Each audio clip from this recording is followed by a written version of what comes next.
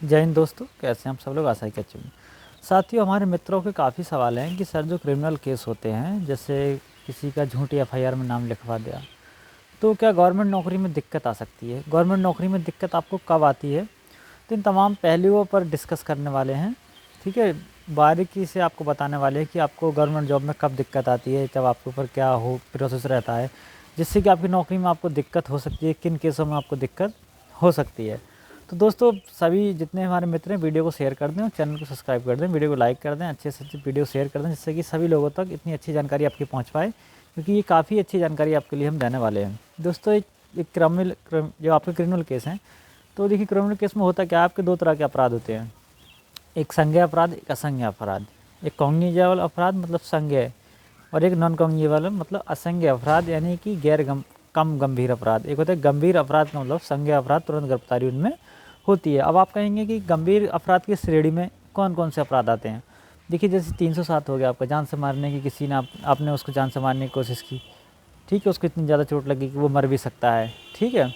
या आपने 302 कर दिया, मर गया, 376 हो गया, 354 हो गया, इस तरीके के ये आपके गंभीर अपराध होते हैं, तो इनमें तत्काल गिरफ्तारी होती है।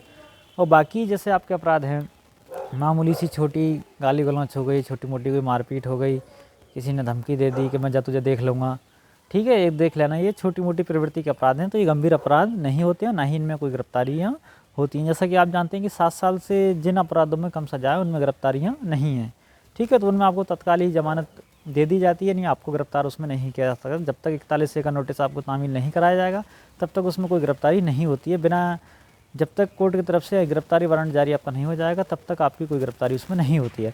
अब यह कि हमें बचना कैसे है भाई, हमारा एफआईआर में नाम लिखवा दिया, भाई मारपीट हुई थी पड़ोसी से छोटी मोटी, और उसने हम तो पढ़ रहे थे, वहाँ थे भी नहीं, या थे भी तो हमारा नाम, क्यों पढ़ने लिखने वालों का नाम लोग सबसे पहले लिखवाते हैं, तो क्या फिर हमको नौकरी में दिक्कत आएगी। तो देखिए दोस्तों, मैं आपको बता देना चाहता हूँ, किसी के ना तो नाम लिखवा देने से इतनी आसान तो है नहीं, कोई किसी की ज़िंदगी इतनी आसानी से ख़राब नहीं कर सकता, ठीक है। भाई मैं यहाँ पे हूँ, कोई मेरा नाम लड़ाई में लिखवा दे रहा है, तो ऐसा तो है नहीं कि मैं, मान लीजिए मैं स्टूडेंट, एज ए स्टूडेंट हूँ और कोई झगड़ा हो जाता है घर पे किसी के, और उसका नाम उसमें लिखवा दिया जाए, तो ऐसा तो है नहीं कि नौकरी से वंचित हो जाएगा। देखिए, इतना आसान नहीं है। जो नॉर्मल प्रोसीजर के आपके केस रहते हैं, चाहे 323 हो, 504 हो, 506 हो, ठीक है, 324, 25, अधिकतर मैं कहता हूँ बलवा भी आपका, चाहे बलवा क्यों ना लगाओ, 147, 48 ये भी आपका लगा हो, चाहे आपके 51, 52 लगी हो, इनमें गिरफ्तारी तो है नहीं।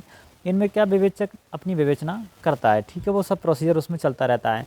और जो आपके ये हैं समझौता योग्य अपराध होते हैं, जिनमें कि ज़्यादातर अधिकतर कंप्रोमाइज़ ही लास्ट में होते हैं, क्योंकि विवेचक जो विवेचना इसमें करता है, वो चाहे तो आपके नाम उसमें वो निकाल सकते हैं, क्योंकि वो जानते हैं भाई इसमें अगर देखिए पढ़ने वाला बच्चा है तो उसका नाम निकाल देते हैं अधिकतर, लास्ट में जाकर भी उसमें कुछ इतना लंबा प्रोसीजर नहीं रहता है, वो सब निपट जाता है, ठीक है। लेकिन ये है कि तारीख कोर्ट कचहरी आदमी को जाना होता है, लेकिन मान लीजिए नाम भी लिख गया, आपकी चार्जशीट भी आपकी दाखिल हो गई है, सब कुछ हो गया, फिर उसमें लास्ट प्रक्रिया आपकी क्या होगी, आपको कैसे आप उससे बच सकते हैं।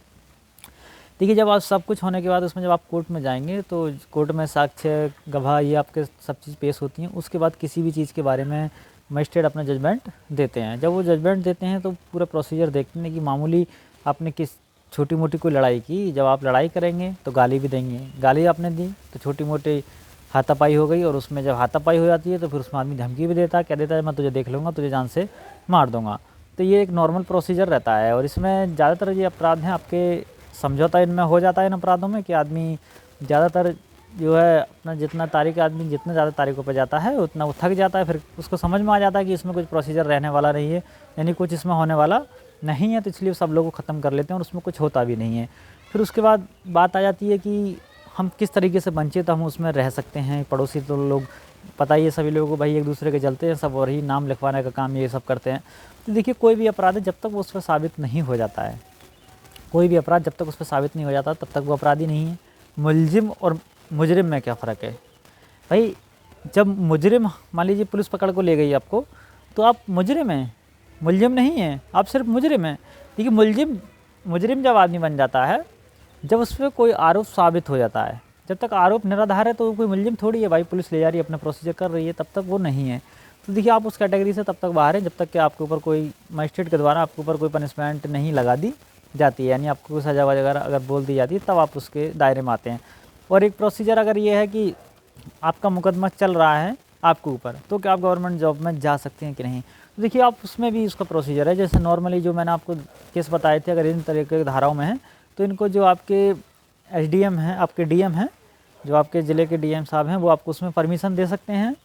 परमिशन दे सकते हैं आपके लिए, कोई इतना बड़ा कोई अपराध नहीं है जिसमें कि आदमी को उसमें जेल हो जाए। अगर उस तरीके की प्रवृत्ति का कोई नॉर्मल अपराध है तो वो आपको परमिशन दे सकते हैं, और जिसमें परमिशन से आपकी पोस्टिंग भी हो जाएगी, ज्वाइनिंग हो जाएगी, उसमें कोई दिक्कत नहीं रहने वाली है। लोग विदेश भी चले जाते हैं इस तरह के अपराधों में, विदेश भी जाते हैं कि उनके वीज़ा बनने में दिक्कत ना हो, इसलिए रिपोर्ट लग के चली जाती है, मजिस्ट्रेट अपना कर देते हैं।